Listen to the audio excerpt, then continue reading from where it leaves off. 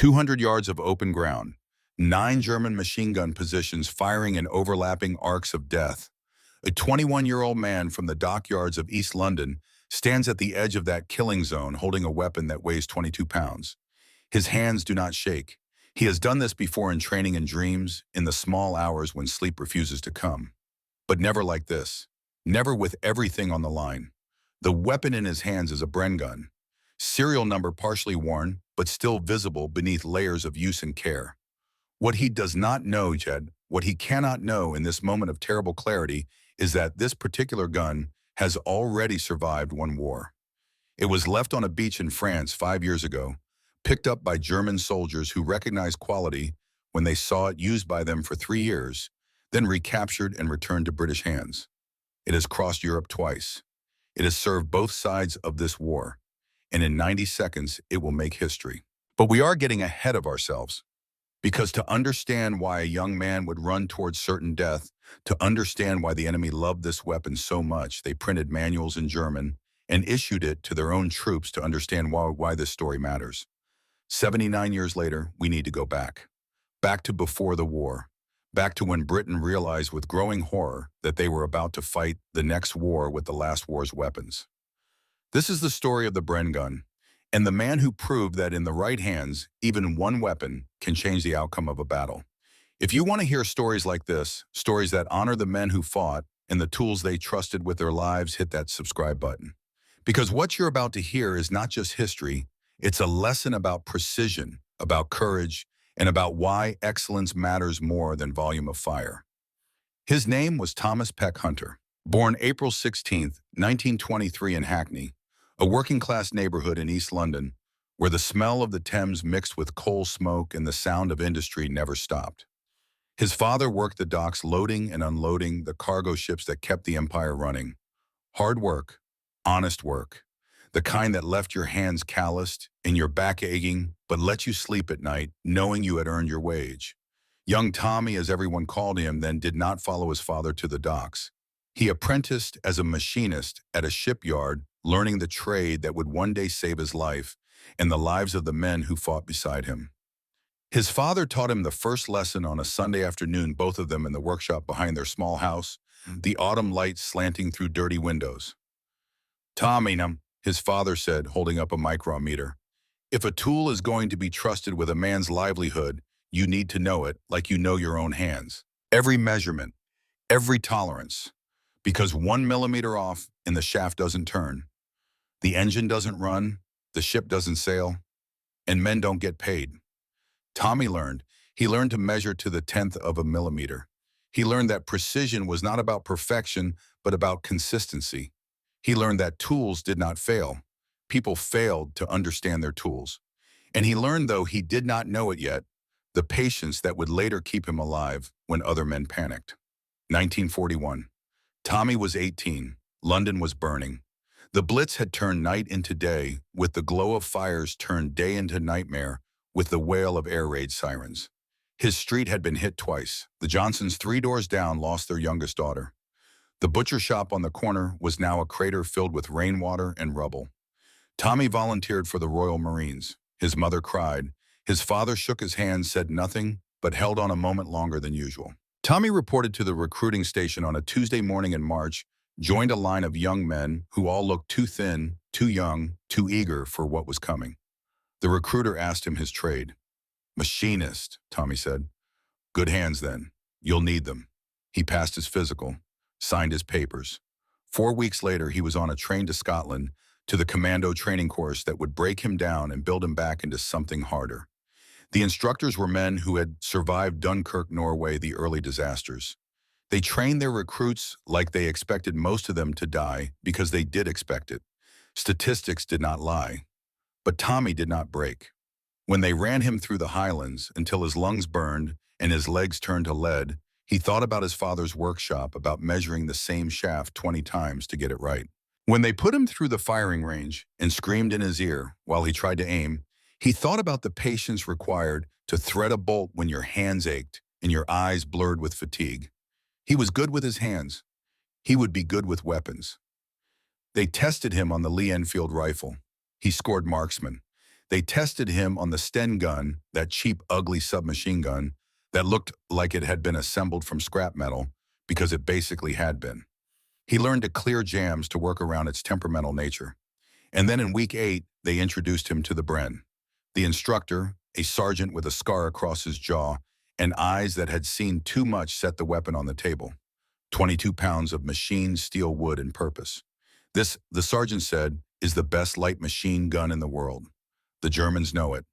That is why they kept 27,000 of them after Dunkirk and used them against us. You will learn to love this weapon. You will learn to trust it, because it will save your life and the lives of every man in your section. Questions?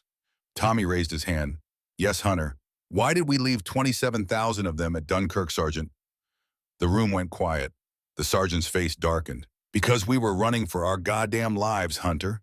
Because the German army was 48 hours from wiping us off the continent. Because we chose men over equipment. And it was the right choice. But it hurt. It hurt like hell. Next question. There were no more questions. Tommy learned the Bren. He learned to field strip it in 60 seconds in the dark and the rain. He learned the gas regulator settings for different conditions. He learned that the top-mounted magazine, that curved box that made the gun look strange compared to other machine guns, was both its greatest strength and its greatest weakness. Strength because it kept the gun low to the ground when firing from the bipod. Weakness because it blocked your sight picture, forcing the sights to be offset to the left. He learned to count his rounds, 5-round bursts. Never more unless you wanted to burn through your ammunition and leave your section defenseless. He learned the rhythm, aim, breathe, 5 rounds, assess, adjust, fire again. He learned that unlike most machine guns which sprayed fire across a wide area, the Bren put its bullets where you aimed them. Precision fire, controlled fire. The machinist in him appreciated that. They promoted him to the 43 Commando. Special operations. The men who went in first, who took the objectives that regular infantry could not take, who were expected to succeed or die trying. The casualty rates were honest, 40% in the first year, 60% if you made it to year 2. But Tommy had made a promise. His cousin David had died at Dunkirk. Family had found his diary months later, water-stained and barely legible. The last entry, dated June 3, 1940, read, Bren out of ammunition, cannot hold position. Sorry, Mom. Tommy kept that diary, carried it with him through training, and when he lay in his bunk at night listening to the other men snore and mutter in their sleep, he made a silent promise to a dead man. David could not hold because he ran out of ammunition. Tommy would never let his mates run out.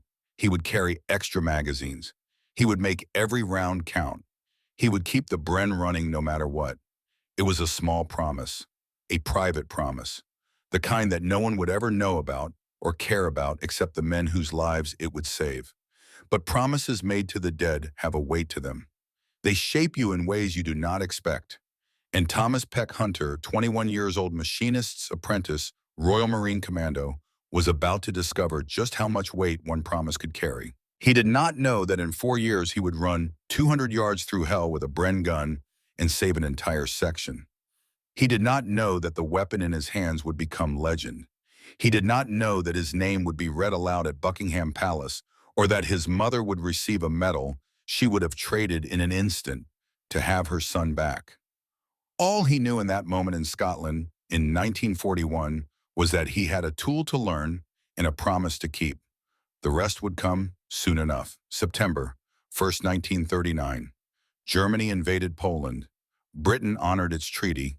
War was declared, and the British Army looked at its arsenal and realized with creeping dread that it was about to fight the most modern one in history with weapons designed for the last one, the Lewis gun.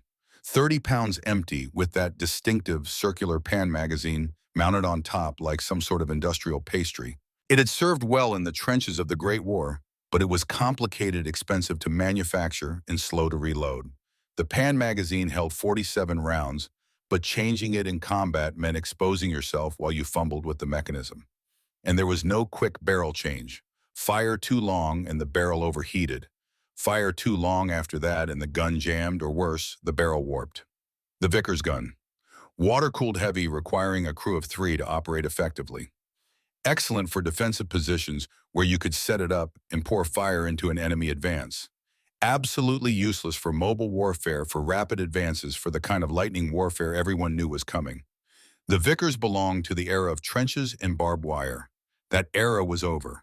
Britain needed something new, something that could move with the infantry, something reliable, accurate, and simple enough for mass production, because when the war came, it would come fast and hungry for equipment. The Small Arms Committee began their search in the early 1930s. They tested everything. The Madsen from Denmark, light and portable but complex. The Browning automatic rifle from America. The BAR, which performed beautifully in trials but cost more than the Treasury was willing to pay in those lean post-Depression years. The Hotchkiss from France. The Biridmore Farquhar from British designers, an attempt to build something homegrown that could compete. Nothing was quite right. Too expensive, too complex, too unreliable. And then a gun from Czechoslovakia arrived. The ZB-26, manufactured by Zbrojovka Brno, a factory in the city of Brno that specialized in precision engineering. The Czechs had a reputation for quality. Their engineers understood that weapons were not just about firepower, but about reliability under the worst conditions imaginable. The British tested the ZB-26. They liked what they saw. But there was a problem. The gun was chambered in 7.92 millimeter Mauser, the German standard cartridge. Britain used the .303 British, a rim cartridge that had been in service since 1889. Rimmed versus rimless. It sounds like a small thing. It was not. Rimless cartridges like the German 7.92 stack neatly on top of each other in a magazine. Straight rows, no complications. Rimmed cartridges have a lip at the base, and when you stack them, each rim has to sit in front of the previous cartridge's rim. Get it wrong and you get what the armorers called rim lock. The magazine jams. The gun stops feeding. And in combat, a gun that stops feeding is a gun that gets you killed. The British sent specifications back to Czechoslovakia. Can you build this in .303? Can you make it work? The Czech engineer said yes. It took redesigning the magazine, changing the geometry to account for the way rimmed cartridges stacked. The result was a curved magazine instead of a straight box. It looked odd, but it worked. They created the ZB-30, then refined it further. The British tested it, sent feedback, tested again. By the mid-30s, they had what they wanted. A light machine gun that was reliable, accurate, easy to manufacture under license, and chambered in the British standard cartridge. They needed a name. BR for Brno, where it was designed. EN for Enfield, where it would be manufactured in England. BR plus EN equals Bren. The Bren gun was born. Trials began in earnest. They did not just fire the gun, they tortured it. They fired 140,000 rounds through test models, barely pausing except for routine cleaning. Springs broke. No one noticed until they stripped the gun down afterward because it kept firing anyway. The lower receiver cracked. Still fired. They tested it in mud, in sand, in freezing rain, in summer heat. It passed everything. The gun operated on a gas piston system. When you fired, some of the propellant gas was diverted into a cylinder above the barrel, driving a piston backward. That piston pushed the bolt carrier back, extracted the spent case, cocked the hammer, and stripped a fresh round from the magazine on the return stroke. Simple, elegant, and it could be adjusted with a gas regulator, a small dial that controlled how much gas entered the system. In Arctic cold, you turned it up for more power. In desert heat, you turned it down. The gun adapted. The barrel could be changed in 3 seconds. Release a catch in front of the magazine. Rotate. Pull the barrel forward by its carrying handle. Slide in the new barrel. Lock it down. No gloves needed. No asbestos cloth. Just training and practice. The first production Brens rolled off the line at the Enfield factory in late 1937. By September 1939, when Germany rolled into Poland and the world held its breath, Britain had produced 30,000 of them. 30,000 light machine guns issued to the British Expeditionary Force, the professional army that would deploy to France and stand alongside the French against whatever came next. 30,000 seemed like a lot. It seemed like enough. It was not nearly enough. May 10, 1940. The Germans attacked through the Ardennes, through terrain the French had declared impassable for armor. Tanks poured through the gap. Stuka screamed down from the sky. The Blitzkrieg lightning war faster and more brutal than anything the generals had planned for, than anything the treaties and agreements had accounted for. The BEF fought. They fought hard. But they were outmaneuvered, outpaced, caught in a war of movement. They were not equipped to fight. Defensive positions became death traps. Advances became retreats. Retreats became routes. The Bren gunners did their jobs. They set up on roadsides and in farmhouses and villages with names no one outside of France had heard of, and they fired at advancing German infantry. 5-round bursts controlled fire, making every bullet count. The Bren performed exactly as designed. Reliable, accurate, deadly, but there were not enough of them, and there was not enough time. The order came on May 26th. Fall back to Dunkirk. Evacuation. The Royal Navy would come. Hold the perimeter. Buy time for the main force to escape.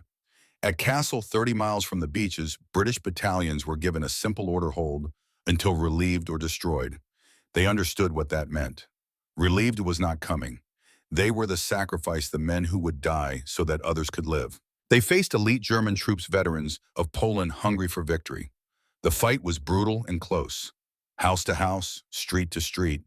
Battalion commanders picked up Bren guns from fallen soldiers and held the line themselves. Officers who had not fired a weapon in combat since the Great War, now lying in rubble, squeezing off 5-round bursts at Germans, advancing through smoke and dust. The Bren guns fired until their barrels glowed red, until the assistants ran out of spare barrels, and they fired anyway past the point where doctrine said to stop. Some guns failed, most did not. They kept running, kept cycling, kept putting rounds downrange. It was not enough to stop the Germans. Nothing was going to stop them. But it was enough to slow them, to buy hours, hours that translated to thousands of men evacuated from the beaches. The defending battalions were destroyed. Most died. Some were captured. A handful escaped. But they had done what was asked of them. On the beaches at Dunkirk, the evacuation continued. Soldiers waded into the water, climbed onto fishing boats and pleasure craft and Royal Navy destroyers. They left behind everything they could not carry: vehicles, artillery, supplies, and guns. Thousands of guns.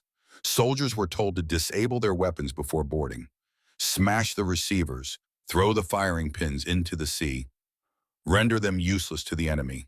But there was not enough time.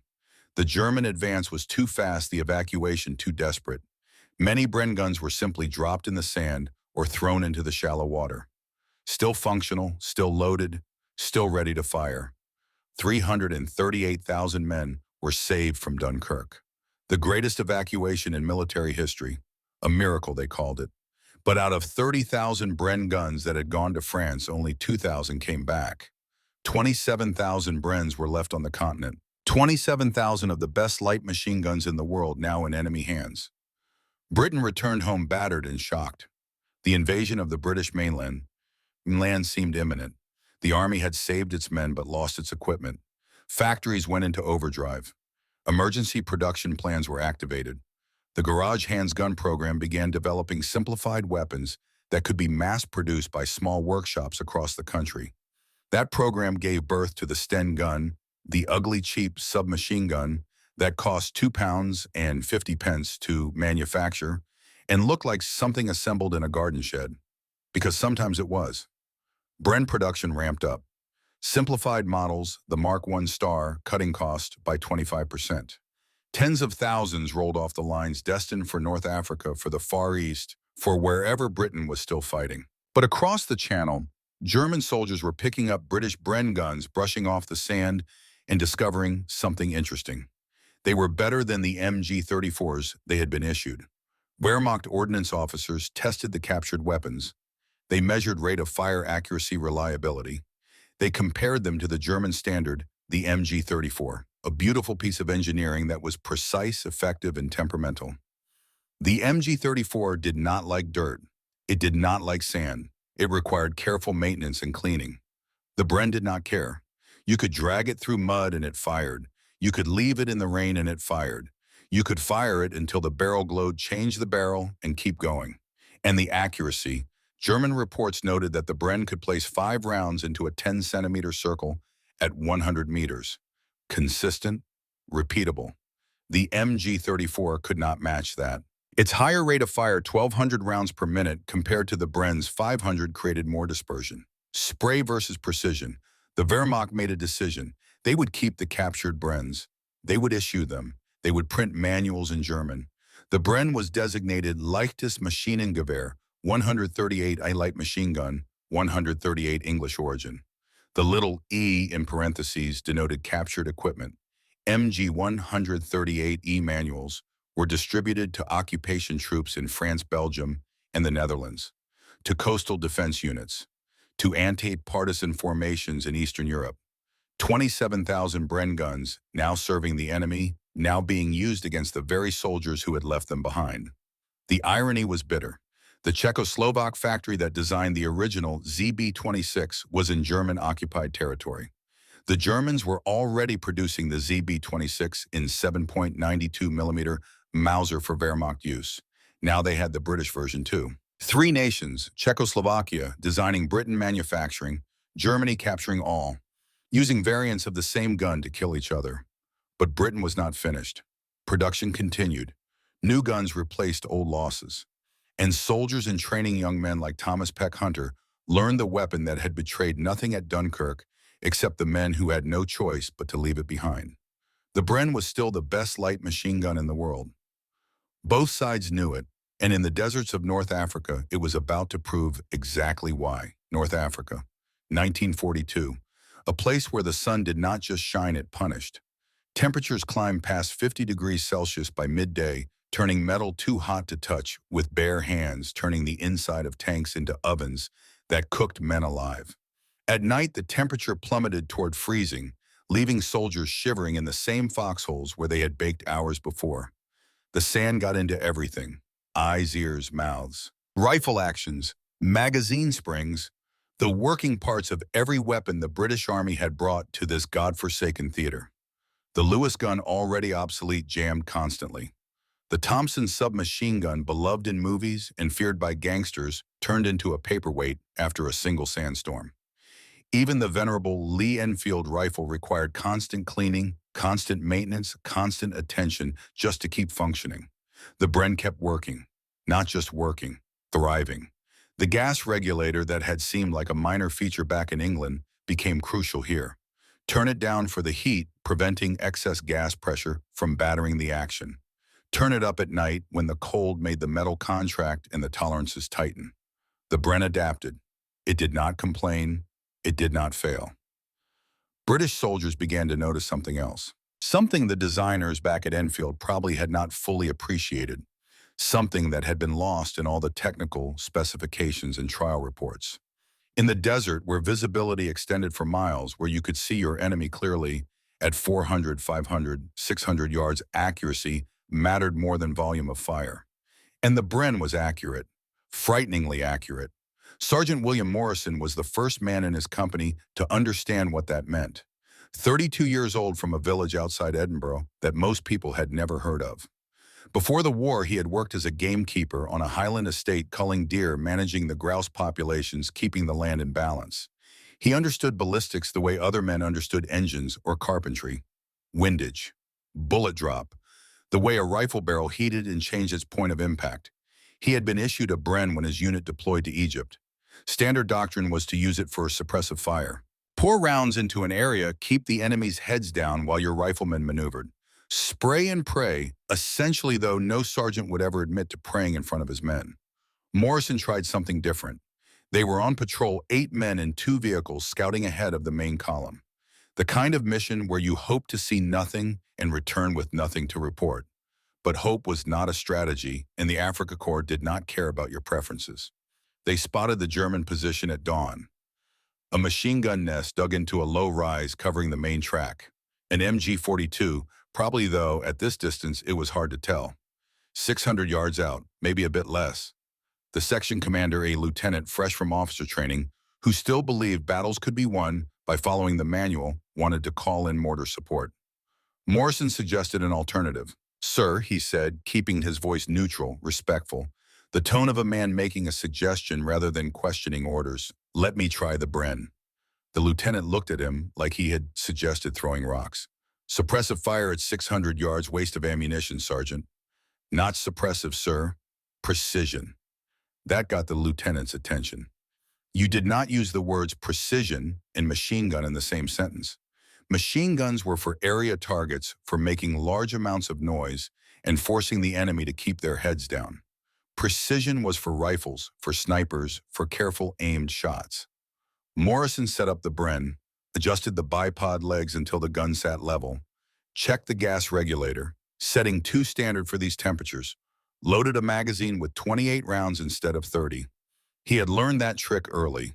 Full magazines put too much tension on the spring, increased the chance of feeding issues. 28 was the sweet spot. He settled in behind the gun, checked the sights offset to the left because of that top-mounted magazine, aimed at the German position. Waited. Movement. A helmet appearing above the sandbags. Just for a second. Just long enough. Morrison fired. 5 rounds. Controlled burst. The distinctive sound of the Bren that measured tack, tack, tack, tack, tack that was so different from the ripping canvas scream of the MG-42. Sand and dust erupted around the German position. Not in a wide spray, in a tight grouping centered exactly where Morrison had aimed. The helmet disappeared. Morrison waited. 30 seconds. A minute. Another helmet, different position. The Germans were trying to figure out what was shooting at them. Another 5-round burst. Same result. Impacts clustered within inches of each other right around the spot where the German had appeared. The lieutenant was watching through binoculars. "Good God," he said quietly. "You're putting them exactly on target." "Yes, sir.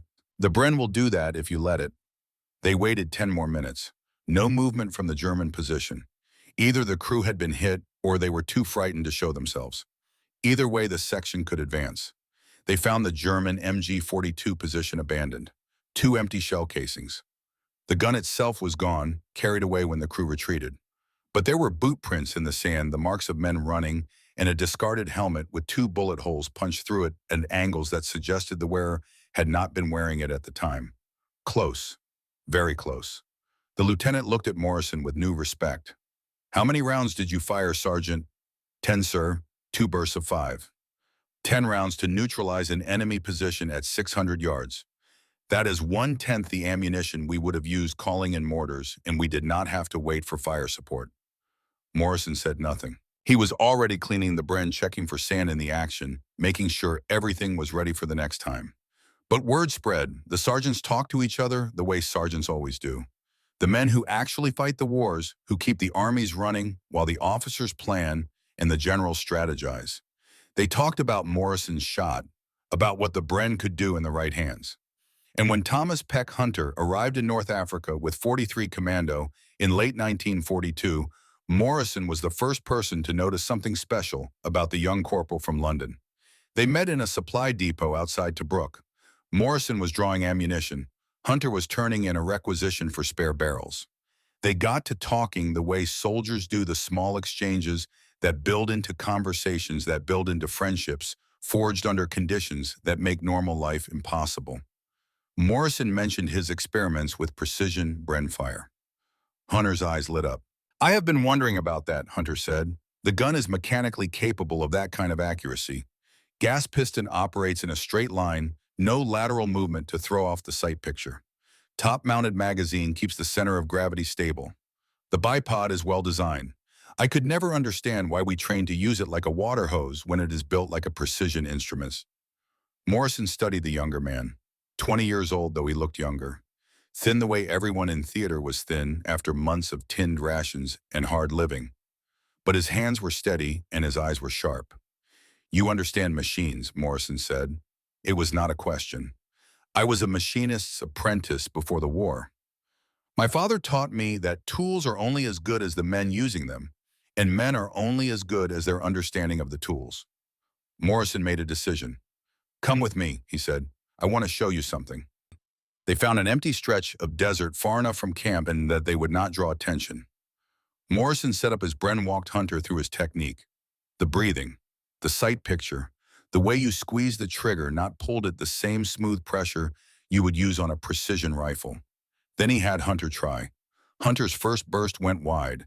Second burst was better, By the fifth burst, he was grouping shots within a hand's span at 300 yards. Morrison watched in silence. When Hunter finished the magazine, Morrison spoke. "How long have you been shooting?" "Since basic training, 18 months. "You shoot like you have been doing it your whole life." Hunter shrugged. "It is just mechanics. Consistent input creates consistent output. The gun wants to be accurate. You just have to let it." Morrison smiled. It was not a common expression on his weathered face. "The gun wants to be accurate," he repeated. "I like that. Most men fight their weapons. Try to force them to do things they were not designed to do. You are working with yours." He stood dusted sand off his trousers. "You are wasted as a regular rifleman hunter. You should be a Bren gunner."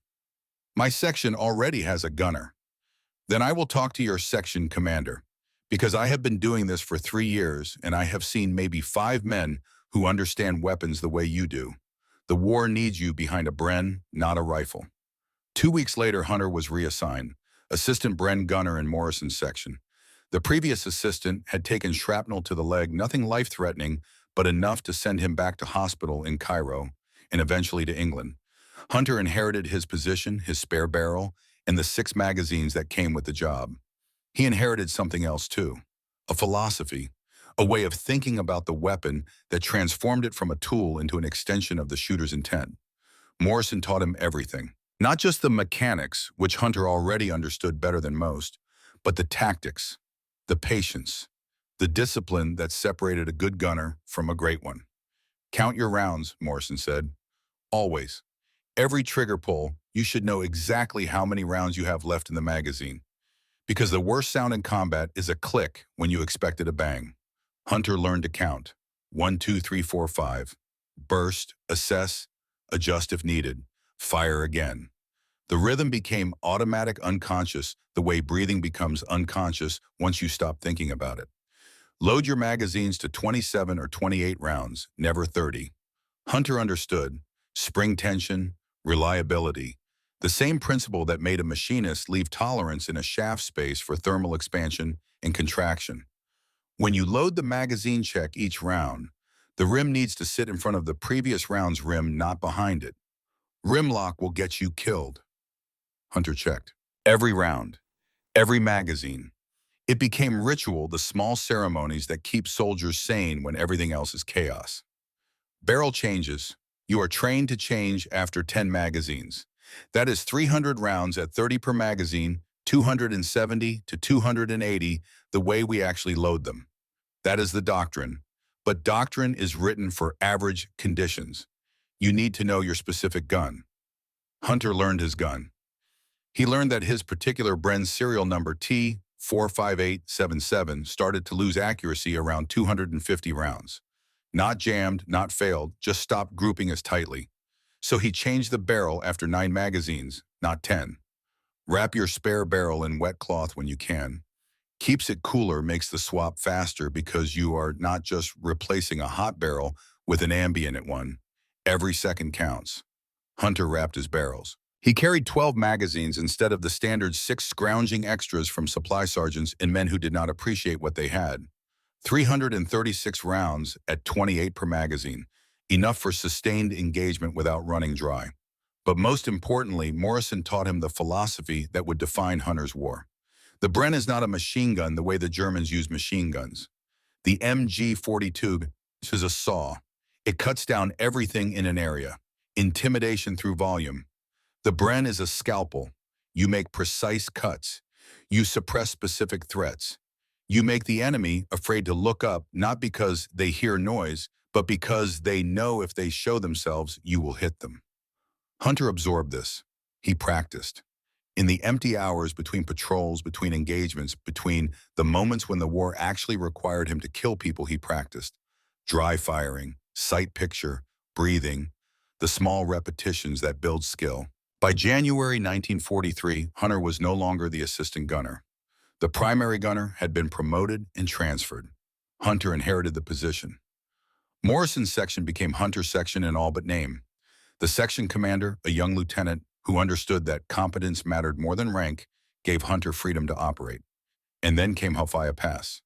The engagement that would make Hunter's reputation happened on a morning when the temperature had not yet climbed to unbearable, when the sun was still low enough that shadows stretched long across the sand. 8 men on patrol, 2 vehicles, old trucks that rattled and smoked but still moved, scouting ahead of a larger column looking for German positions for minefields, for any indication of where the enemy had chosen to make a stand. They found the Germans by accident, or rather, the Germans found them. The lead truck rounded a curve in the track, what passed for a road out here, and there it was. A German convoy, 4 trucks, maybe 30 soldiers moving in the opposite direction on the same track. Both sides surprised, both sides reaching for weapons. The British trucks skidded to a halt. Men bailed out, taking cover behind the vehicles, behind rocks, behind anything that might stop a bullet. The Germans did the same. 400 yards separated them, close enough to see faces, close enough to hear orders being shouted in German. The section commander, Lieutenant Richards, assessed the situation in seconds. They were outnumbered, maybe 3-1. The Germans had at least 1 MG-42, probably 2, and those guns had a rate of fire that could chew through the thin metal of the trucks like paper. But the British had surprise, and they had high ground. The track curved around a low ridge, and the British trucks had stopped on the upslope side. Not much of an advantage, but any advantage was better than none. Hunter Richards said, his voice tight but controlled, "Can you suppress that MG position?" Hunter was already setting up. He had dismounted with the Bren in his hands, moved automatically to a position behind a cluster of rocks. Good cover, solid rest for the bipod. He adjusted the legs, settled the gun, loaded a magazine. "Where, sir?" 11 o'clock, 400 yards. See the truck with the canvas cover. Hunter saw it, and he saw movement behind it. Germans setting up their own machine gun, the crew working fast, but not quite fast enough. "I see them, sir." "Suppress them. Keep their heads down. The rest of us will try to flank." Hunter did not acknowledge. He was already in the zone, that state of focused calm where everything else faded away, and there was only the gun, the target, the mathematics of ballistics. 400 yards. Wind negligible. Temperature moderate. Gas regulator at 2. 28 rounds in the magazine. He saw the German gunner settling in behind the MG-42. Saw the assistant feeding the belt. Saw them preparing to fire. Hunter fired first. 5 rounds, smooth trigger pull. The Bren kicked against his shoulder, familiar, almost gentle, compared to the violence of what it was doing downrange. The rounds impacted around the German position, not scattered, grouped. A cluster of hits within inches of each other, right where Hunter had aimed. Sand and dust erupted. The German gunner flinched back, disappearing behind the truck. Hunter waited, breathing, counting. 5 rounds gone, 23 remaining. Movement. The assistant gunner trying to grab the MG-42, trying to bring it into action. Another burst. 5 rounds. Same result. Impacts clustered precisely where the assistant's hands had been a fraction of a second before he pulled them back. From the German position, nothing. No return fire. No movement. Lieutenant Richards was watching through binoculars, astonishment clear on his face even at this distance. "Christ, Hunter, you are hitting exactly where you aim." Hunter said nothing. He was watching the German position, waiting for the next attempt. It came. Different position, different soldier. Someone trying to flank to get an angle on the British position. Hunter tracked him, let him move 3 steps. Fired. The German dropped. Not hit, Hunter did not think, but diving for cover as rounds snapped past, close enough to feel the shockwave. This was what Morrison had taught him. Precision intimidation. Make them afraid. Make them understand that showing themselves was death. For 10 minutes, Hunter owned that battlefield. Every time a German tried to move, tried to bring a weapon to bear, tried to do anything except cower behind cover, Hunter put rounds within inches of them. Not always hitting. He was not trying to hit, not yet. He was making a point. The point was received. The German convoy retreated, backing up, staying behind their trucks, using the vehicles as mobile cover while they withdrew down the track. They left behind equipment. They left behind one soldier who had been unlucky or brave or stupid enough to raise his head at the wrong moment. But mostly they left behind their confidence. The British section advanced. They found the abandoned German MG-42 position. The gun was gone, carried away in the retreat, but there were shell casings, boot prints in the Saarien showing where men had been lying prone. And something else. A journal, dropped or forgotten in the haste to retreat. Leather-bound pages filled with neat German script. Richards flipped through it. His German was functional, learned from a tutor before the war, when his father had hoped he might enter the diplomatic service. He found the most recent entry dated that morning. He read it aloud, translating as he went. Englische Kugeln schlagen genau meinen Kopf herum. Wie ein Scharfschütze, aber automatisch. Ich kann nicht zurückschießen. He looked at Hunter. English bullets strike exactly around my head. Like a sniper, but automatic. I cannot return fire. Hunter was cleaning his Bren, running a cloth through the barrel, checking the gas system for sand. He looked up. How many rounds did I fire, sir? Richards thought back. I counted 7 bursts. 5 rounds each, the way you always shoot. 35 rounds. 35 rounds to neutralize a numerically superior force and achieve tactical withdrawal by the enemy with minimal friendly casualties. Richards smiled. It was a thin smile, the kind that came when you realized something important. Morrison was right about you. You are wasted on a rifle. The story spread. It could not help but spread. Soldiers talked. Sergeants compared notes. Officers wrote reports. By the time 43 Commando rotated back to base camp for resupply, and Rest Hunter's name was known throughout the battalion, he became the go-to Bren gunner for difficult missions. When a position needed to be suppressed with minimal ammunition expenditure, they called Hunter. When a target needed to be engaged at range with precision, they called Hunter.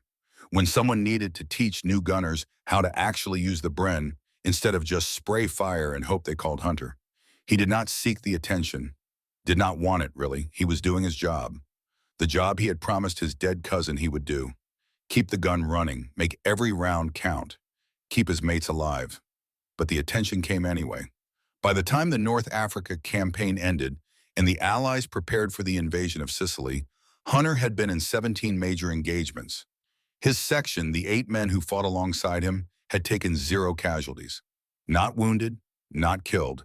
0. That was not normal. Infantry sections in combat took casualties. That was the nature of war. You accepted it, planned for it, trained replacements to fill the gaps. But Hunter's section defied statistics. The reason was simple. When you had a Bren gunner who could suppress threats before they became deadly, who could force the enemy to keep their heads down, while your riflemen maneuvered who could adapt to any situation with technical precision and calm discipline, your odds of survival went up dramatically. Hunter's section understood this. They protected him, covered him, made sure he had ammunition, spare barrels, whatever he needed. Because they knew that as long as Hunter was behind that Bren, as long as he was putting rounds exactly where they needed to go, they were going to make it home. But Hunter carried a different weight, a weight that woke him in the small hours that haunted the gaps between action. He had killed people. He knew that intellectually, had known it from the moment he volunteered, from the moment he first fired a weapon in combat. But knowing intellectually and carrying the emotional weight were different things. He saw their faces sometimes. The German at Halfaya Pass, who had been unlucky, others in other engagements, young men, most of them, probably conscripts, probably no more eager to be in North Africa than Hunter was. He wrote a letter home in March 1943, never sent it, found it years later tucked in his kit where he had forgotten about it. Dear Mum, I am good at this. Too good.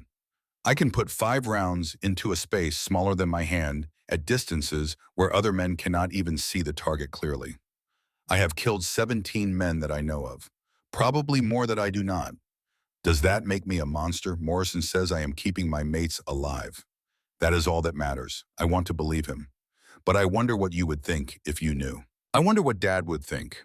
I wonder what I will think when this is over, when I am back home and the world is quiet again and I have to look at myself in the mirror. I am not writing this to upset you. I am writing it because I need to write it somewhere, and there is no one here I can say this to. We do not talk about these things. We joke. We complain about the food and the heat and the officers, but we do not talk about the weight. Maybe after the war, maybe then we can talk. Love, Tommy. He folded the letter, put it away, went back to cleaning his Bren, to the ritual that kept his hands busy and his mind focused on something other than philosophy and conscience. The gun did not judge. The gun simply worked, and in the strange moral calculus of war that was almost comforting. Sicily came in July 1943. Operation Husky, the first major Allied landing on Axis territory in Europe. 1,500 ships, 160,000 men. The beginning of the end for fascism in Europe, though, no one knew that yet. Hunter's commando unit went ashore in the first wave. Gliders overhead, paratroopers dropping in the darkness, the confusion and chaos that marked every amphibious assault. Hunter's landing craft took fire coming in. Italian machine guns from fortified positions on the beach. The distinctive sound of bullets hitting water, hitting metal, hitting the men around him. The Bren gunner in the craft next to theirs took a round through the throat. Hunter saw him fall, saw the weapon tumble into the shallow water. Without thinking, purely on instinct and training, Hunter grabbed his own Bren and returned fire from the landing craft. Standing in the boat, the deck pitching with waves, returned fire, snapping past close enough to hear. He fired controlled bursts at the Italian position. 5 rounds. Adjust. 5 more rounds. The Italian gun went silent. The landing craft grounded. Ramp dropped. Men poured out into waist-deep water, struggling toward the beach. Hunter went with them. Bren held high, keeping it above the water. Reached the beach. Found cover behind a knocked-out concrete bunker. Set up the Bren. Located targets. Fired. The battle for Sicily was not like North Africa. Different terrain. Towns and villages instead of empty desert. Close quarters fighting. Room to room, building to building. But the principles remain the same. Precision over volume. Discipline over panic. Understanding your weapon and making it work for you instead of against you. Hunter's section advanced through Sicily with the same 0 casualty rate they had maintained in North Africa. Impossible luck, some said. Superior tactics, others argued. Hunter just kept his head down and did his job. But something happened in Sicily that Hunter would remember for the rest of his life. They had secured a small village, cleared out the last German defenders. Hunter was resting in what had been someone's home, now just ruins with 3 walls standing. He was cleaning his Bren, the automatic routine his hands knew better than his conscious mind. An old Italian woman approached, 70 years old, maybe older. Small, bent with age, wearing black like every other widow in this war-torn land. She looked at Hunter, looked at the Bren, spoke in Italian that Hunter did not understand. Morrison was nearby. He spoke a little Italian picked up from locals during the campaign. "What is she saying?" Hunter asked. Morrison listened. His face changed. "She is asking if that is the gun that shot her grandson." Hunter felt his stomach drop. He looked at the woman, at the grief in her eyes. "Tell her I do not know. Tell her I am sorry." Morrison translated. The woman listened. Then she reached out and touched Hunter's shoulder. Spoke again. Morrison translated slowly. "She says war makes murderers of the young on both sides. She says her grandson was conscripted, did not want to fight. She says you are doing what you were told to do, just like he did. She says she does not hate you. She just wants it to be over." The woman squeezed Hunter's shoulder once. Then she walked away, back to whatever remained of her life. Hunter sat there for a long time. The Bren in his hands felt heavier than it ever had. Morrison sat down beside him. "You cannot carry all of it, lad. The weight will crush you." "How do you manage it?" "I do not. I just keep moving forward. Do my job. Try to keep the lads alive. That is all we can do. That is all anyone can do." Hunter nodded. He understood intellectually. But understanding and accepting were different things. He would carry that moment for the rest of his life. The old woman's touch, her grief, her forgiveness, if that was what it was. But the war was not finished with him yet. Italy lay ahead, the Gothic line, Comacchio, and 200 yards of open ground that would define everything. The Italian campaign was not like North Africa, not like Sicily. Italy was a different kind of hell. Mountains rose steep and hostile, their peaks lost in cloud and rain. Rivers swollen with winter melt cut through valleys where armies bled themselves white, fighting for villages whose names appeared on no maps that mattered.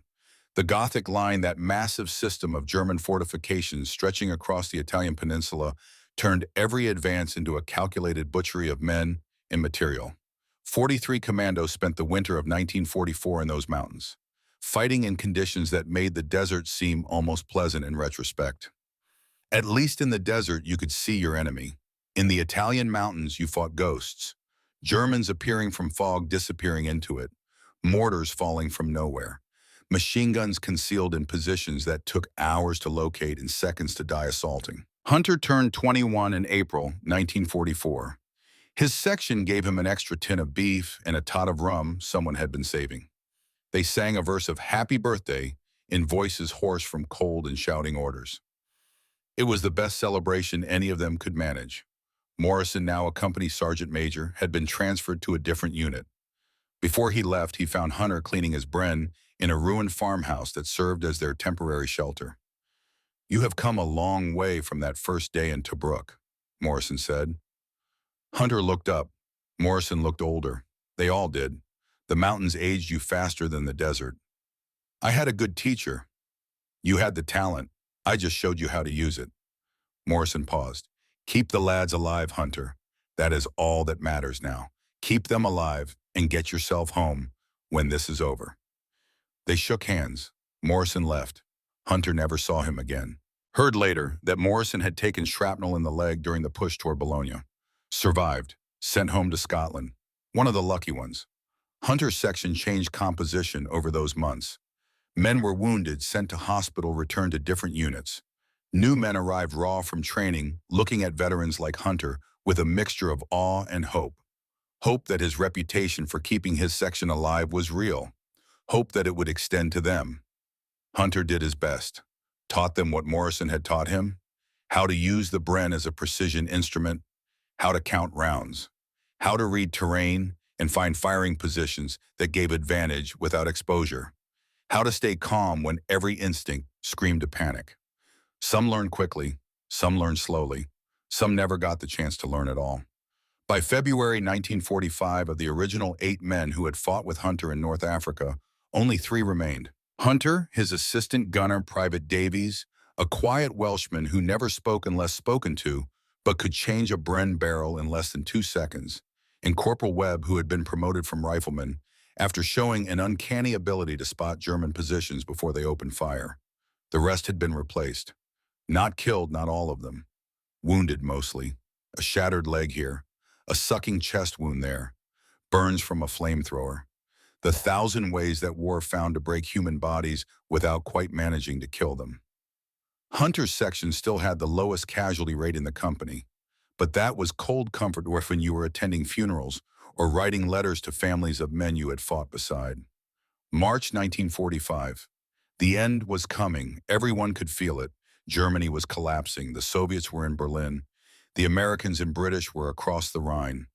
But in Italy, the Germans still fought, still held, still made the Allies pay in blood for every mile of ground. Hunter received a new Bren in early March.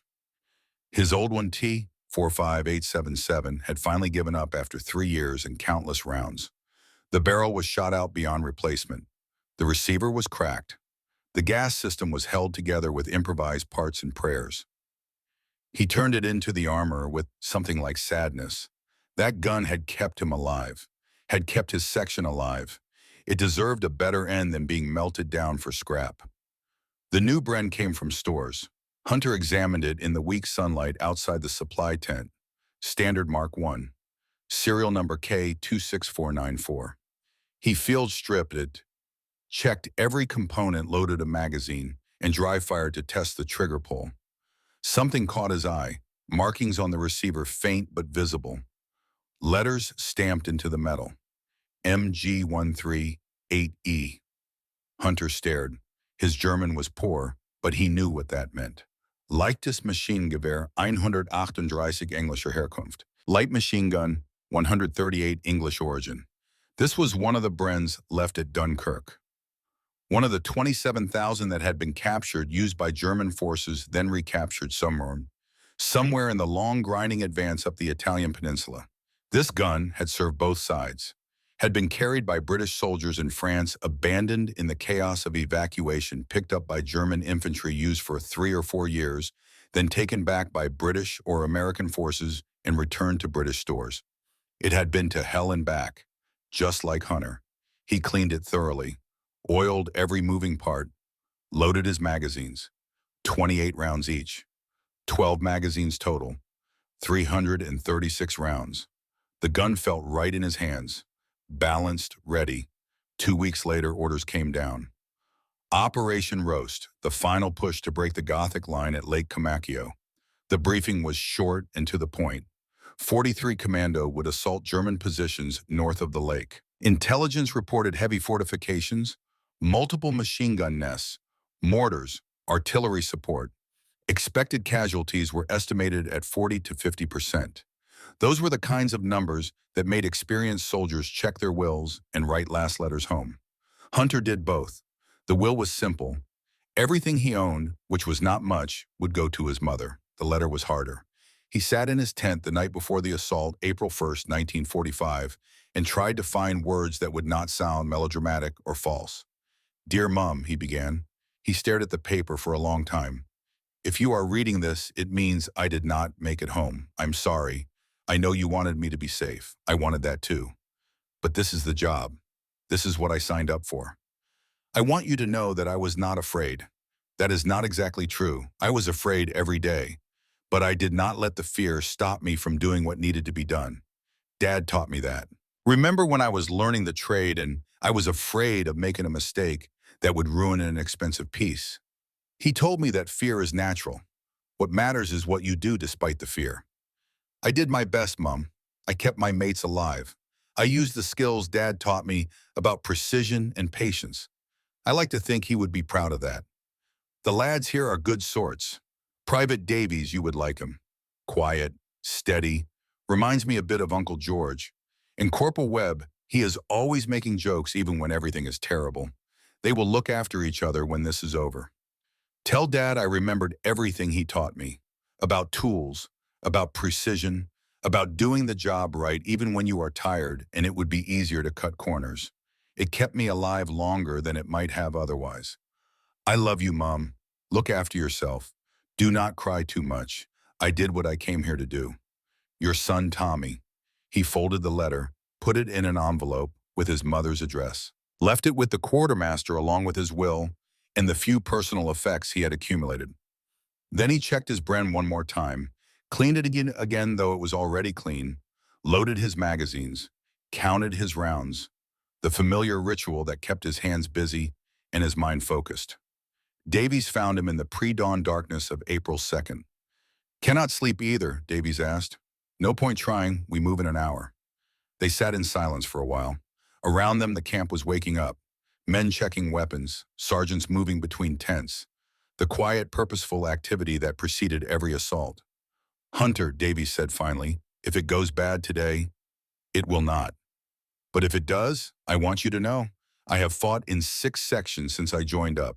Yours is the only one where I thought I might actually make it home. You are good at this, better than anyone I have seen." Hunter did not know what to say. He settled for the truth. "I just do not want anyone else to die because I made a mistake. That is why we trust you." The hour passed. Dawn came slowly, reluctant, as if the sun itself did not want to witness what was about to happen. They loaded into trucks, 43 Commando, 200 men who had survived Sicily, Anzio the Winter Mountains, 200 men who would assault fortified German positions and hope that training experience and luck would be enough. Hunter held his Bren across his knees, K26494, the gun that had already survived one war, that had served both sides and come back. If a gun could survive, that maybe he could survive this. The truck stopped 3 miles from the objective. The men dismounted, formed into their sections, checked weapons one final time. Lieutenant Bradley, the section commander, who had replaced their previous officer after he took a mortar fragment to the shoulder, gathered them close. "You all know the objective. German positions on the ridge, multiple machine guns, mortars behind them. We need to take those positions to allow the main force through. It is going to be rough. Stay close. Watch your spacing. And for God's sake, keep moving. Standing still will get you killed faster than anything else." He looked at Hunter. "Hunter, you are our base of fire. Find positions. Suppress threats. We will move on your covering fire." "Yes, sir." They moved out. 8 men, Hunter with the Bren, Davies with the spare barrels and extra magazines, Webb and 5 riflemen, the same composition as always, the same roles, the same trust that each man would do his job. They advanced through terrain that offered minimal cover, low scrub, scattered rocks, the kind of ground that favored defenders and punished attackers. Half a mile from the German positions, they began taking sporadic fire. Long-range shots, Germans testing their range trying to gauge the British strength. Hunter found a position behind a low rise, set up the Bren. They located the source of the fire, a machine gun position roughly 500 yards distant. He could see the muzzle flash when they fired. He waited for the right moment, when the German gunner paused to reload or reposition. Then he fired. 5 rounds, controlled burst. The rounds impacted around the German position. Not direct hits, but close enough to make them flinch back. The section advanced while the Germans were suppressed. Gained another 100 yards. They repeated this pattern. Hunter finding positions, firing precision bursts, forcing the Germans to keep their heads down while the riflemen moved forward. Then Hunter would displace, move to a new position, and the cycle would begin again. It was textbook. It was what they had trained for, what they had done dozens of times before. But the Germans were ready. This was not a patrol that could be intimidated into retreating. This was a prepared defensive position, and they were not leaving. The section reached a point 200 yards from the main German line. 200 yards of open ground. No cover, no concealment, just flat earth and the certain knowledge that crossing it would be suicide. Lieutenant Bradley called a halt. They took cover in a shallow depression, barely deep enough to hide a man lying prone. Bradley studied the German positions through his binoculars. Hunter could see his face tightening. The mathematics of warfare were simple and brutal. 200 yards of open ground against 9 machine gun positions meant that whoever tried to cross would be cut down before they made it halfway. "We cannot stay here," Bradley said quietly. "Jerry has our range. They will drop mortars on us eventually." "We cannot advance either, sir," Webb said. "Not without support. We need artillery or armor, something to suppress those positions. Artillery is committed elsewhere. Armor cannot get through the terrain. We are what we have." The section was silent. They all understood what that meant. Bradley looked at Hunter. "If we had covering fire, continuous accurate fire that forced them to stay down, could the section make it across?" Hunter looked at the 200 yards, at the German positions, at the 9 machine guns that commanded overlapping fields of fire. He thought about Morrison, about precision over volume, about making the enemy afraid to look up. He thought about his promise, keep the gun running, keep his mates alive. He thought about the Bren in his hands, K26494, the gun that had already survived being abandoned once, the gun that had come back.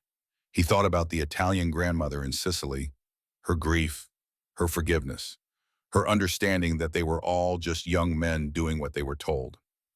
"Sir," Hunter said slowly, "if someone drew their fire, made them focus on one target instead of 8, the section might have a chance." Bradley understood immediately. His face went pale. "That is a suicide run, Hunter." "It is a chance, sir, better than sitting here waiting for mortars." "I cannot order you to do that." "You are not ordering me, sir. I am volunteering." Davies grabbed Hunter's arm. "Tommy, no, we will find another way."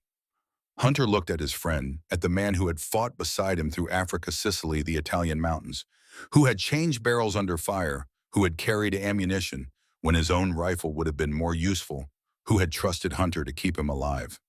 "There is no other way, Davies. You know that." "Then I am coming with you." "No, you are staying here. When I start firing, the section advances. You go with them, you keep them alive. That is an order." Davies opened his mouth to argue, closed it. He understood orders. He understood duty. "You better make it through this, Hunter. I am not breaking in a new gunner." Hunter managed a smile. It felt strange on his face. He turned to Bradley. "When I start my run, count to 10, then move the section. I will draw fire. You advance under that cover. Do not stop. Do not wait for me. Just get across and take those positions." Bradley nodded slowly. He looked like he wanted to say something, some speech about courage or duty or sacrifice. But there were no words for this. There never were. Hunter checked his Bren one last time. Magazine seated, 28 rounds, gas regulator at 2, barrel cool. He had 11 more magazines, 308 rounds total. He looked across the 200 yards. At the distance that separated life from death, at the ground he would have to cross while 9 German machine guns tried to kill him. He thought about his father's workshop, about measuring tolerances, about precision. He thought about Morrison's teaching, about making every round count. He thought about the promise he had made to a dead cousin, about keeping his mates alive. He stood up. The German machine guns opened fire immediately. They had been waiting for someone to break cover. The air filled with the sound of bullets, that distinctive crack and snap of supersonic projectiles cutting through space where human beings were trying to exist. Thomas Peck Hunter, 21 years old corporal in the Royal Marines, looked across 200 yards of hell. And he ran. The first 25 yards were pure instinct. Hunter's legs pumped. His boots hit the ground in rhythm he did not consciously control. The Bren was in his hands, held at hip level, ready to fire but not firing yet. Not until he had something to suppress. Time did something strange. Some part of his brain registered every detail with crystal clarity, while another part operated on pure trained reflex. He could hear individual bullets passing close enough to feel the shockwave, could smell cordite and dust in his own sweat, could taste copper, fear, and adrenaline. He fired his first burst at 25 yards, not aimed carefully, no time for that, but aimed well enough. 5 rounds toward the nearest German machine gun position. The MG-42 crew flinched back, 25 to 50 yards. His breathing was already labored. The Bren was heavy, 22 pounds plus ammunition. He had run with it in training. But training did not include 9 machine guns trying to kill you. A bullet tore through the shoulder of his tunic. He felt the tug. No pain, not yet. Maybe later, if there was a later. He fired again. Different target. The German positions were reacting now, trying to track him, trying to lead his movement and put bullets where he would be instead of where he was. But he was not running in a straight line. Zigzag, irregular, change direction unpredictably, make them guess. Another burst. 5 rounds. The MG-42 on his right went silent. Not destroyed, just suppressed. The gunner ducking back behind sandbags. 50 to 75 yards. Halfway now, his legs burned, his lungs burned, everything burned. The magazine was empty. He reloaded on the run. Training took over, hands working independently of conscious thought. Drop empty mag, reach for new one, seat it, smack it home, cock the bolt. Keep running. 27 rounds remaining, plus 10 more magazines. A bullet hit the ground inches from his left foot, threw up a gout of sand and rock that stung his leg through his trousers. He was close enough now to see faces. German soldiers young like him, terrified like him. They were not monsters, just men trying to do their jobs, trying to kill him before he killed them. He fired at them, not to kill, to suppress, to make them duck, to create that critical half-second where they were not firing and his section could advance behind him.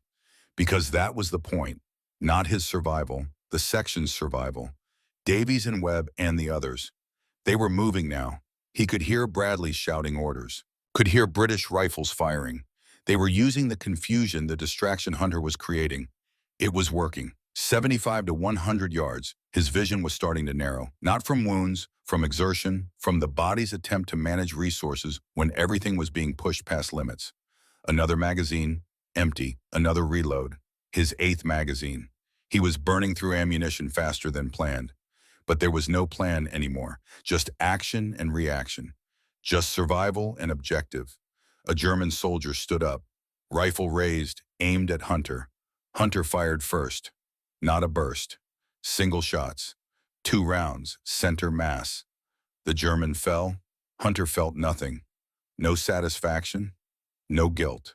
Just the mechanical acknowledgement that a threat had been neutralized and he could continue. 100 to 125 yards. The German positions were in chaos now. Some firing at Hunter, some firing at the advancing British section behind him. Their fields of fire were disrupted, their coordination broken. This was what Morrison had taught him. Individual actions could disrupt systems. One man with the right tool and the right training could create disproportionate effects. 125 to 150 yards. He could see details now, the texture of German uniforms, the expressions on their faces, fear, confusion, the universal look of men who had been trained for one scenario and were now facing something completely different. Another magazine, his ninth, 19 rounds remaining in this one. He was rationing now, 3-round bursts instead of 5, making every bullet count. He reached the German trench line at 160 yards, dropped into it. 2 German soldiers turned, raised weapons. Hunter fired, point blank, the Bren bucking in his hands. The soldiers fell. He moved through the trench. It was not a trench, really, more of a fighting position, sandbags and wooden supports, but it provided cover. Momentary respite. He found the first bunker. Wooden door, reinforced position. He kicked it open. 6 German soldiers inside. Machine gun crew. Radio operator, officers. They looked at him, he looked at them. His Bren was leveled at chest height. Finger on trigger, 19 rounds in the magazine. For a fraction of a second, he saw the Italian grandmother's face. Heard her words translated through Morrison. War makes murderers of the young on both sides. They raised their hands. Raus, Hunter said. His German was terrible. But some words were universal. Schnell. They came out, hands high, murified. Hunter had them face the wall. He had no idea what to do with prisoners. That was not his job. His job was to keep firing, to keep suppressing. But the section was still crossing. He could hear them, still too far, still in danger. He looked at the German position, at the elevated pile of rubble that had probably been a building once, at the perfect field of fire it commanded. Perfect field of fire meant perfect target. He knew what he needed to do. He had known from the moment he decided to run. Maybe from before that. Maybe from the moment he made his promise to a dead cousin about keeping ammunition counted and mates alive. He left the prisoners, climbed the rubble pile, set up the Bren. From here he could see the entire battlefield. The advancing British sections still 100 yards from the German positions. The German machine gun crews starting to reorganize, starting to bring their weapons back into action. He could see them preparing to cut his section down. Davies was shouting something. Hunter could not hear the words, but he could see Davies pointing, could see the understanding on his face. Davies knew. They all knew. Hunter began to fire, not rapid fire, not panic fire, controlled bursts, 3 rounds. Pick a target, fire, switch. Next target, fire. Every German machine gun turned toward him. He was elevated, exposed, the perfect target. They concentrated their fire. 9 machine guns all converging on one pile of rubble, on one man with a Bren. But Hunter kept firing, magazine after magazine, target after target. He was not trying to kill them all, just suppress them, just keep them from firing at the section. His section was moving, closing the distance. Bradley in the lead. Webb right behind, Davies carrying the spare barrel and magazines that Hunter would never use. They were going to make it. He had given them the chance. That was enough. A burst from an MG-42 found him. He felt the impacts. Chest, shoulder. Not pain, not yet. Just the massive shock of bullets designed to kill, transferring their kinetic energy into his body. He fired back. The German gunner ducked. Hunter's section reached the German positions. He could see them entering trenches, see them engaging the enemy at close range, see them taking the objective. They had made it. The job was done. Another burst, this one to his head. Thomas Peck Hunter, 21 years old, 11 months and 17 days fell. The Bren clattered beside him, K26494, the gun that had survived Dunkirk, that had served both sides, that had come all this way to be here in this moment, in the hands of a young man from London who understood precision and duty. 6 empty magazines lay around Hunter's position. 168 rounds fired. 4 German machine gun positions suppressed or destroyed in those final minutes. 7 men given the chance to cross 200 yards of hell because one man had drawn all the fire onto himself. Private Davies reached Hunter first. He had sprinted the last 50 yards when he saw Hunter fall.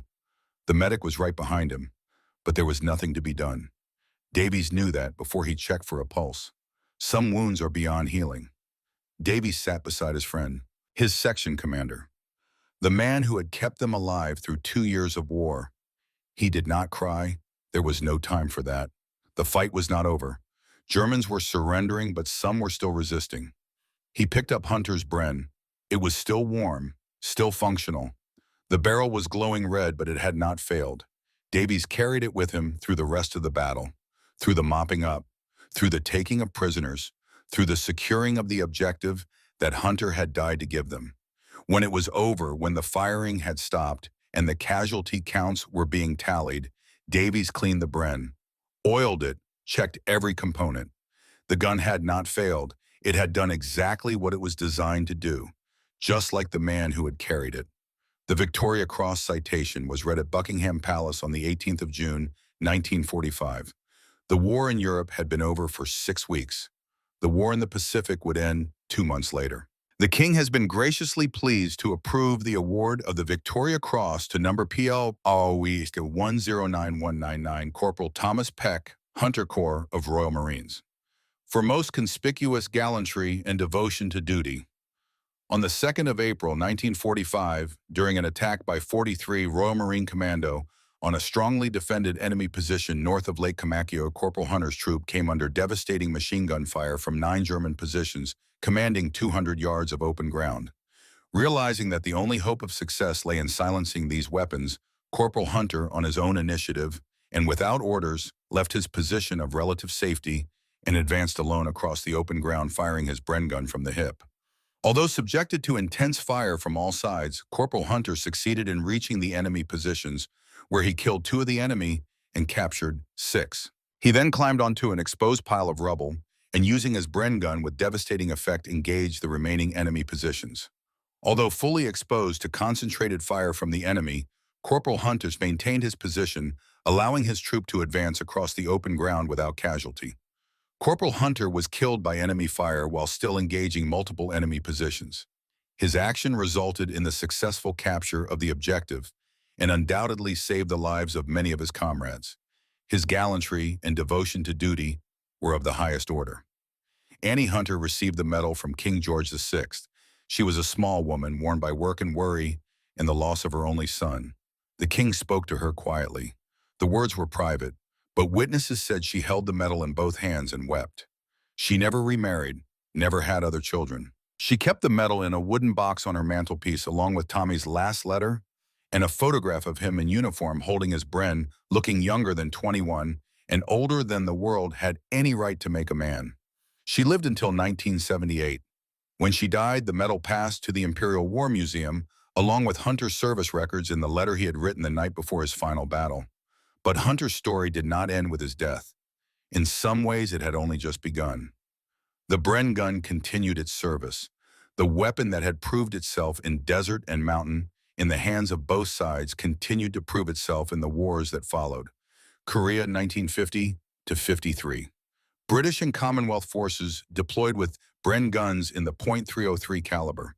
They faced Chinese troops equipped with ZB-26 light machine guns, the original Czech design in 7.92 millimeter, the same gun family, opposite sides. The irony would have amused Morrison had he known. He was back in Scotland, by then walking with a limp, teaching his grandchildren to shoot. When Morrison heard about Hunter's death, he sat in his workshop for a long time. He did not cry. Men of his generation did not where others could see. But he took out his own service Bren, the one he had been allowed to keep as a memento, and cleaned it, oiled it, made it ready though he would never fire it again. "You were the best student I ever had, lad," he said to the empty workshop. "I am sorry I was not there." The Malayan Emergency, 1948 to 1960. Jungle warfare, where the Bren's reliability and lighter weight compared to belt-fed weapons made it the preferred choice for patrols. SAS squadrons carried them deep into the jungle, where resupply was measured in days and every round had to count. 1955. Britain adopted the 7.62 millimeter NATO cartridge as its standard. The choice was simple: design an entirely new light machine gun or convert the existing Bren inventory. Testing showed what everyone who had used the Bren already knew. The design was fundamentally sound, reliable, adaptable. Why replace what worked? The conversion required extensive modifications. The rimless NATO cartridge meant the curved magazine was no longer necessary. Straight 30-round magazines replaced the distinctive curved ones. The barrel was changed. the chamber recut, the ejector modified. The result was designated the L4 light machine gun, essentially a Bren rechambered for modern ammunition. Only a few thousand were produced before the belt-fed FN mag replaced them in the sustained fire support role. But those few thousands served through the 1960s and 70s. They were still in inventory during the Falklands War in 1982. Paratroopers jumped with them. Marines stormed beaches with them. The gun that had been designed in the 1930s was still fighting in the 1980s. One veteran of that war interviewed years later was asked about the L4. "Bloody things still worked," he said. 40 years old, some of those guns, older than I was, still put rounds exactly where you aimed them. Reliable as sunrise. You could not ask for more than that. India maintained the longest continuous use of the Bren design. The Ashapur Rifle Factory had been producing Brens under license since 1942. When India gained independence in 1947, production continued. When NATO adopted the 7.62mm cartridge, India converted their production. The Indian designation was LMG-1A, light machine gun Mark 1A, but everyone knew what it was, a Bren with an Indian accent. Production continued through the 1960s, 70s, 80s, 90s. The design that had been revolutionary in 1935 was still being manufactured in the 21st century. A photograph emerged in 2009, an Indian Army soldier in Kashmir manning a checkpoint. In his hands, an LMG-1A. The gun was 67 years old as a design. The soldier was 23. The gun was older than his father, possibly older than his grandfather. It still worked. In 2012, the Indian Army officially retired the Bren design. 74 years of continuous production. 74 years of service in conflicts on 6 continents. No other machine gun design could claim that longevity. The last Brens were ceremonially turned in at Ishapur. Old men who had carried them in wars that young soldiers only read about in history books stood alongside young men who had carried them in wars that were still being fought. One old soldier, a veteran of the 1962 Sino-Indian War, was interviewed. "This gun saved my life," he said simply. "In the mountains at Rezang La when the Chinese came in waves. The Bren never stopped. We ran out of ammunition before the gun failed. That is all you can ask of a weapon, that it works when you need it." The Imperial War Museum in London maintains an extensive collection of military artifacts, weapons, uniforms, documents, the physical remnants of conflicts that shaped the modern world. In a climate-controlled display case, there sits a Bren gun, serial number K26494. The metal shows wear, the wood is scarred, but the mechanism is still functional. Museum policy prohibits firing historical artifacts, but specialists who have examined it confirm that if loaded and cocked, it would fire. Next to it, in a smaller case lined with velvet, sits a Victoria Cross. The bronze metal is dark with age, but the inscription is clear. Corporal Thomas Peck, Hunter Corps of Royal Marines, 2nd April, 1945.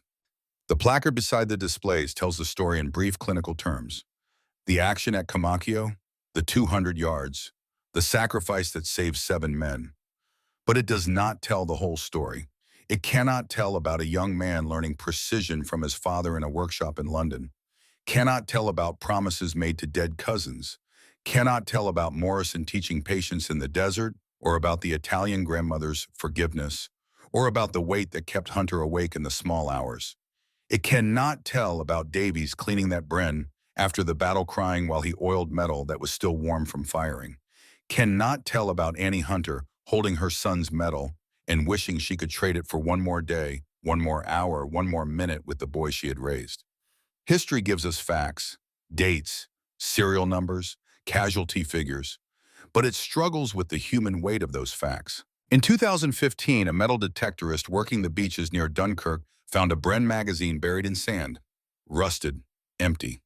Someone had scratched words into it with the point of a bayonet or knife. R.I.P. mate, Dunkirk, 1940.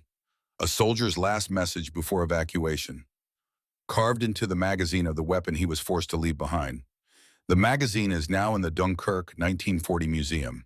It sits in a case not far from a photograph. The photograph shows a young man 21 years old holding a Bren gun. He is smiling slightly. His uniform is clean. His hands rest on the weapon with the easy familiarity of someone who knows his tools. The caption identifies him as Corporal Thomas Peck Hunter, FFC, two artifacts separated by 5 years and countless miles of war, connected by the weapon that defined both their stories. They say weapons do not win wars. People do. That is true as far as it goes. But sometimes a weapon becomes more than metal and mechanics. Sometimes it becomes a tool so reliable, so trusted, that it transcends its function. It becomes a companion, a partner. The last thing you can count on when everything else has failed. The Bren was that weapon. German soldiers who had the MG-42, who had one of the finest machine guns ever designed, still printed manuals so they could use captured Brens. That tells you something. That tells you that even the enemy recognized excellence when they held it. Thomas Peck Hunter proved what that excellence could do in the right hands. Not because he was superhuman, not because he was fearless. He was terrified. The letter he wrote to his mother made that clear. But he went anyway. He went because he had made a promise to a dead cousin about keeping the gun running and keeping his mates alive. He went because Morrison had taught him that precision matters, that individual actions can disrupt systems, that excellence is always better than volume. He went because it was his job. On a spring morning in Italy, he ran 200 yards through concentrated machine gun fire and gave his section the seconds they needed to survive. He drew every enemy weapon onto himself so that 7 other men could cross the same ground and live. That is not just courage. That is mathematics. That is the cold calculation that one life trading 4-7 is a bargain, and someone has to make that trade. Hunter made it, not for glory. The Victoria Cross was awarded posthumously. He never knew about it, not for recognition. He was a corporal, not a general. No one would build monuments to him. He did it for his mates, for Davies and Webb, and the others whose names history has not recorded, but who went home to their families because one man understood what the job required. The Bren gun outlived Hunter by 67 years. It outlived the war that created it. It outlived the nations that fought that war. It outlived empires and ideologies and political systems. In the end, it was just a tool, machine steel and wood and mechanical principles that any engineer could understand. But in the hands of Thomas Peck Hunter on the 2nd of April, 1945, it became something more. It became the instrument of salvation for 7 men. It became the final proof that precision and discipline and understanding your tools can make the difference between life and death. That is the story Germans love to tell about the British Bren. The weapon so good that even the enemy wanted it. And that is the story Thomas Peck Hunter made immortal. The man who understood that excellence matters more than volume, that individual actions can change outcomes, that sometimes the job requires you to run toward the sound of the guns.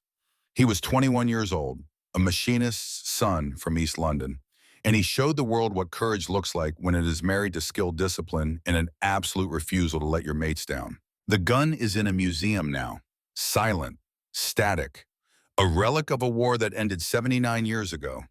But the lesson remains, the lesson Hunter learned from his father in a workshop and carried to his death on a pile of rubble in Italy. Tools are only as good as the people using them, and people are only as good as their understanding of the tools. Excellence matters, precision matters, and when the moment comes when everything hangs in the balance, courage matters most of all. Not the loud courage of speeches and parades. The quiet courage of a young man who looked at 200 yards of certain death and ran anyway because his mates needed those seconds, and he was the only one who could give them. That is worth remembering. That is worth telling. That is why this story matters. Because 79 years later, the world still needs people who understand that excellence is always better than volume, that precision is always better than spray, and that sometimes the right person with the right tool can change everything. Thomas Peck Hunter proved it. The Bren gun proved it. And their story will outlive us all.